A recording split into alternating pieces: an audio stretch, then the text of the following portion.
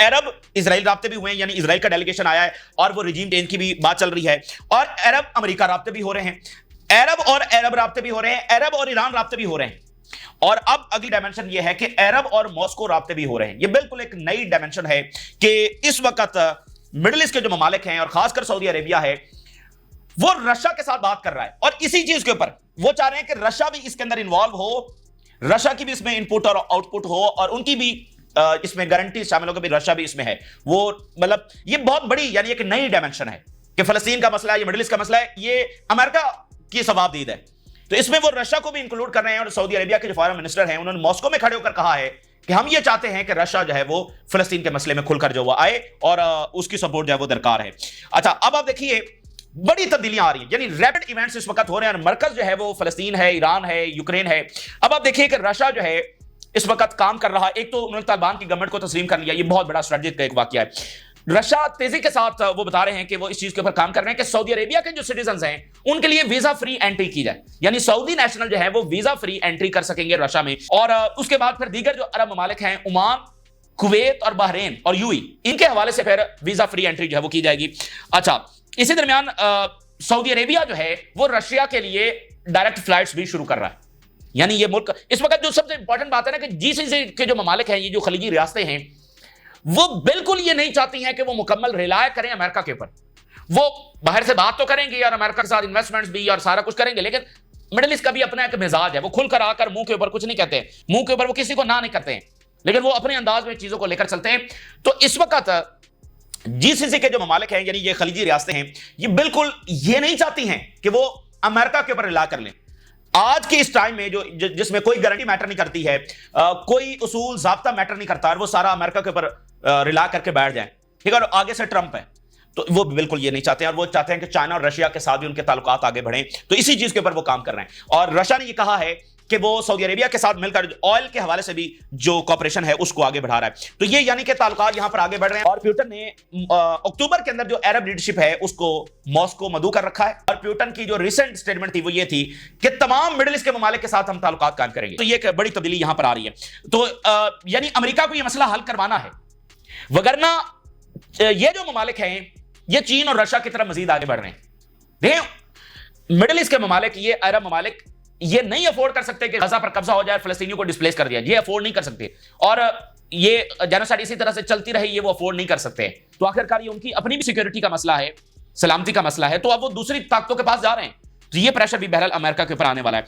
अच्छा, Saudi Arabia और जो रशिया के फॉरेन मिनिस्टर हैं उनकी ज्वाइंट इस वक्त प्रेस कॉन्फ्रेंस हुई है, और जो बातें वहां पर हुई हैं मैं दो तीन हेडलाइंस आपके सामने रखता हूं, लेकिन बड़ी गैर मामूली चीजें यहां पर डिस्कस हो, यानी बिल्कुल एक नया चैप्टर है। सऊदी अरेबिया के foreign minister arrives in Moscow on official visit, और ज्वाइंट प्रेस कॉन्फ्रेंस कुछ ही देर पहले हुई है, और सऊदी अरेबिया के फॉरेन मिनिस्टर कह रहे हैं कि हम ये डिस्कस कर रहे हैं हाउ टू ट्रांजिशन, अब ये बात is for to achieving a sustainable solution to the conflict, very very important. यानी सारी चीज किस चीज के ऊपर डिस्कशन, मुलाकातें, राब्ते, एफर्ट्स किस चीज के ऊपर हो रही हैं? गारंटी के ऊपर। भाई ठीक है 60 दिन का सीजफायर तो हो जाएगा, लेकिन उससे वो ट्रांजिशन कैसे होगा एक सस्टेनेबल सॉल्यूशन के अंदर, ठीक है ना? आगे कैसे? भाई अमेरिका है, इजराइल किसी भी वक्त कुछ भी कर सकता है, तो इसमें फिर रशिया और चाइना को इन्वॉल्व किया जा रहा है, ठीक है। We call for immediate, permanent and sustainable ceasefire in Gaza as a prelude to establishing a Palestinian state. Moscow में खड़े होकर सऊदी अरेबिया के फॉरेन मिनिस्टर कह रहे हैं कि सीज फायर और सस्टेनेबल सीज फायर, और उसके बाद फलस्तीनी रियासत, ये इसकी तरफ जैसा। और मैं आपको बता दूं, यानी देखें अरब जो अब्राहम अकॉर्ड हुए थे उसमें तो फलस्तीनी रियासत शामिल ही नहीं थी। आज के दौर में फलस्तीनी रियासत ये सारा जो है ना उनकी मजबूरी है, उसकी तरफ बढ़ना ही बढ़ना है, तो वो इसमें रशिया को इन्वॉल्व कर रहे हैं। We rely on the continued Russian role, देखिए उनके अल्फाज देखिए, हम रशिया का जो किरदार है, रशिया का जो रोल है उसके ऊपर रिला कर रहे हैं in the issue of Palestine and Iran nuclear programme. अब आप जरा ये भी अगली डायमेंशन देख लें कि सऊदी अरेबिया ईरान का मसला हल करवाने के लिए डिप्लोमेसी कर रहा है। यहां हमने तारीख देखी है, और आज सऊदी अरेबिया ईरान जंग रुकवाने के लिए खुद डिप्लोमेसी कर रहा है, क्योंकि पता है कि यह जंग सबके लिए नुकसानदेह साबित होगी। तो ईरान का जो न्यूक्लियर प्रोग्राम है, ईरान की जो जंग है, वहां पर भी रशिया का रोल हम चाहते हैं, और फलस्तीन के मामले में भी हम चाहते हैं कि रशिया इन्वॉल्व हो। We reject military solution and push for peaceful solutions to the Iranian issue. Saudi Arabia के फॉरेन मिनिस्टर ये कह रहे हैं कि ईरान के खिलाफ हम किसी भी हमले की मुखालफत करते हैं और हम चाहते हैं कि रशिया इसके अंदर इन्वॉल्व हो और इन चीजों को यकीनी बनाए। That's huge.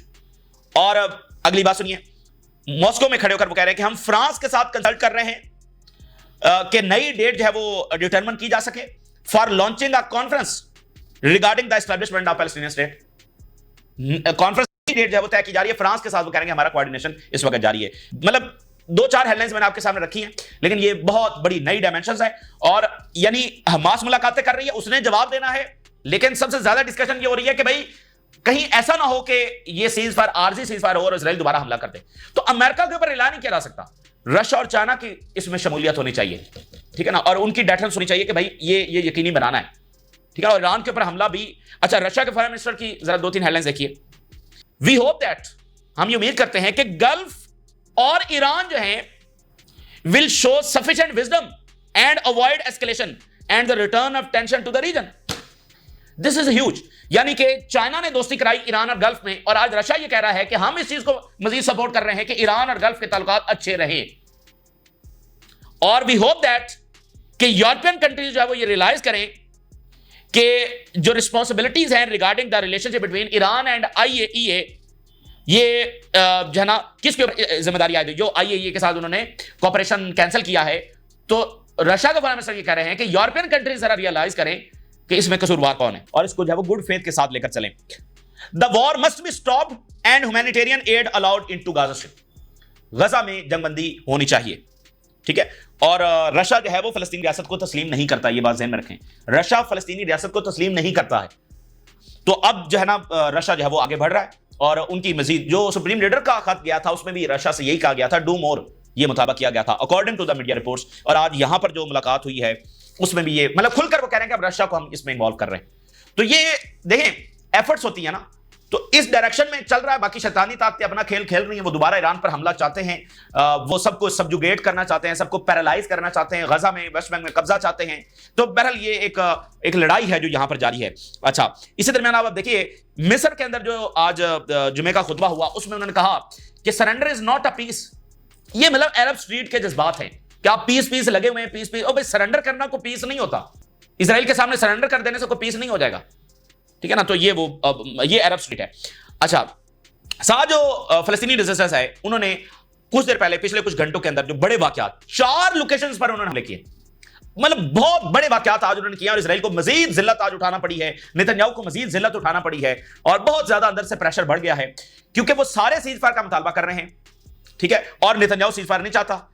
लेकिन आज के वाकये से मजीद ये बात साबित हुई है कि अगर सीज फायर ना भी हुआ तो फलस्तीनी रेजिस्टेंस लड़ने की सलाहियत रखती है।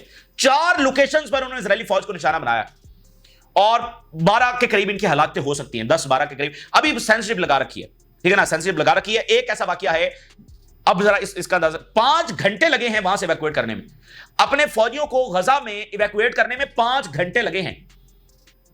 और सेंसिटिव है भाई, 5 घंटे किस चीज में लगे हैं? हेलीकॉप्टर आता है, उतरता है, फ्लाई कर जाता है, ये तो 20 मिनट का काम है। तो ये 5 घंटे वहां पर क्या होता रहा? सेंसिटिव लगी हुई है, तो जाहिर है कि आगे से हमास हमला कर रही होगी। तो ये इनके साथ गजा में हो रहा है और ये एड साइट्स के ऊपर हमले कर रहे हैं, खाने में जहर मिला रहे हैं। तो बहरहाल आने वाला वक्त बताएगा, इजरायलियों का अंदाजा होगा कि नेतन्याहू ने इनके साथ क्या किया है। तो अब जरा हेडलाइंस देखिए, वो कह रहे हैं कि 4 सिक्योरिटी इंसिडेंट्स हुए हैं। एक खान यूनिस में हुआ है, बैत हनान के अंदर हुआ है और 4th is currently under investigation, के चौथा जो अंडर इन्वेस्टिगेशन है वो कहां पर हुआ है, कितनी हलाकतें वहां पर हुई हैं। Additional serious incident occurred in Gaza strip and took 5 hours to resolve. Recovery of soldiers' bodies for approximately 5 hours from the targeting of armored vehicle in Khan Yunis with an anti-tank missile। एक गाड़ी को निशाना बनाया vehicle को और anti tank missile के साथ वहां पर हलाकतें हुई और इसको इवैक्यूएट करने में 5 घंटे लगे। Military censorship imposed strict blackout on a serious incident that occurred in Gaza। Serious strict censorship जो है इस वक्त लगी हुई। 3 soldiers killed in security incident in Gaza। 2 soldiers from the Golani brigade killed। ये मुख्तलिफ कहीं 3, कहीं पर 4, कहीं पर 5, कहीं पर 1। तो और ऊपर से सेंसरशिप है, हो सकता है ये टोटल 20 हो, 15 हो, जितने भी हो, बट दैट्स ह्यूज। और इन्होंने लार्ज स्केल ऑपरेशन रेजिस्टेंस ने शुरू कर दिया उन क्रिमिनल गैंग्स के हवाले से जिनको दाखिल किया गया था और 12 के करीब उनके लोग मारे हैं इन्होंने, 12 के करीब। और जो अबू शबाब है वो इस वक्त फलस्तीनी रेजिस्टेंस के निशाने के ऊपर है। तो एक तरफ वो इन गैंग से लड़ रहे हैं, दूसरी तरफ इजरायली आर्मी जो खुद एक क्रिमिनल गैंग है उसके साथ भी वो लड़ रहे हैं। और mass rallies in Yemen in support of Palestine continued undeterred. Yemen में बड़ी रैलीज हो रही हैं और साथ उन्होंने अटैक भी किया कुछ घंटे पहले। तो ये इस वक्त की नाज़रीन ताजा तरीन डेवलपमेंट्स हैं, लेकिन वाकयात राब्ते बहुत बड़े सतह पर हो रहे हैं। आज अगले घंटों में शायद कोई बड़ी खबर आ सकती है सीज फायर के हवाले से, और हो सकता है हमास मजीद शरात रख दे। ये भी हो सकता है हमास एग्री कर जाए बाद में इजराइल का है कि नहीं हम इसको नहीं मानते, ये फलानी शर्त होनी चाहिए। बट पॉसिबिलिटी बहुत है और अगले 72 घंटे इस हवाले से बड़े डिसाइडिंग होंगे, और स्पेसिफिकली अगले 24 घंटे। ये ताजा तरीन डेवलपमेंट्स जो आपके साथ शेयर किया हमने। राय सुरगा करें इजाजत, अल्लाह हाफिज।